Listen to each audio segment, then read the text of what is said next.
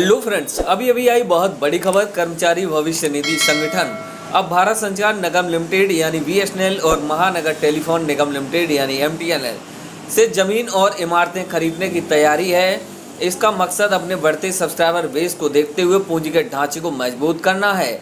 यह मुद्दा 28 फरवरी को हुई ईपीएफओ की central board of industries CBT की बैठक में प्रमुख रूप से उठा, जिसमें श्रम और रोजगार मंत्री तथा बोर्ड के चेयरमैन मनसुख मंडविया ने कहा है कि बीएसएनएल और एमटीएनएल की संपत्तियों को सरकार से सरकार के स्तर पर प्राप्त करने के लिए दूरसंचार विभाग डीओटी से सचिव स्तर पर प्रयास किए जाएं। आइए जानते हैं पूरा मामला क्या है।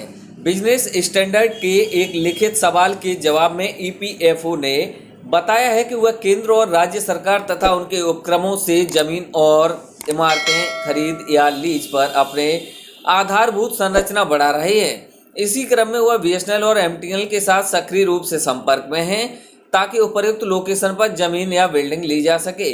ईपीएफओ ने आगे बताया कि चेयरमैन के निर्देशों के तहत कर्मचारी भविष्य निधि आयुक्त सीपीएफसी ने दूरसंचार विभाग के सचिव से अनुरोध किया है कि मंत्रालय एमटीएनएल या बीएसएनएल में एक उपर्युक्त अधिकारी को नामित किया जाए ताकि मुख्यालय स्तर पर ईपीएफओ के चीफ इंजीनियर के साथ बेहतर तालमेल बन सकें। इस सहयोग का उद्देश्य यह है कि एमटीएनएल और बीएसएनएल की बिक्री या लीज पर उपलब्ध जमीन और इमारतों की एक विस्तृत सूची तैयार की जा सके और इन प्रयासों को तेजी से लागू किया जा सके। बिजनेस स्टैंडर्ड की पहले की रिपोर्ट के अनुसार बीएसएनएल ने देश भर में 5208 खाली जमीन और इमारतों की बिक्री या किराए पर देने के लिए सूचीबद्ध किया। इसके अलावा 536 और संपत्तियां भी बिक्री के लिए प्रस्तावित हैं।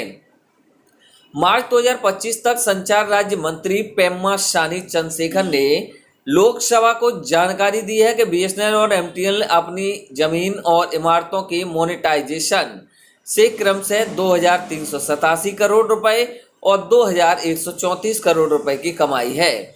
इसी बीच कर्मचारी भविष्य निधि संगठन यानी ईपीएफओ ने मार्च 2023 में central bank board of trustees CBT द्वारा मंजूर की गई 5 साल की योजनाबद्ध रणनीति पर काम शुरू कर दिया।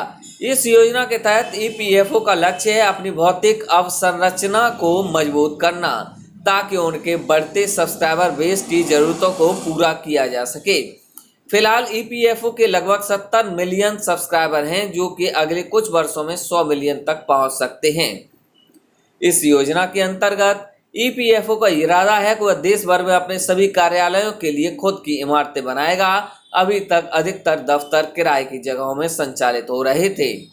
ऐसी ही लेटेस्ट खबरों के लिए बने रहें मिस्टर कुंदा यूट्यूब चैनल पर। सब्सक्राइब अवश्य करें। Thanks for watching this video.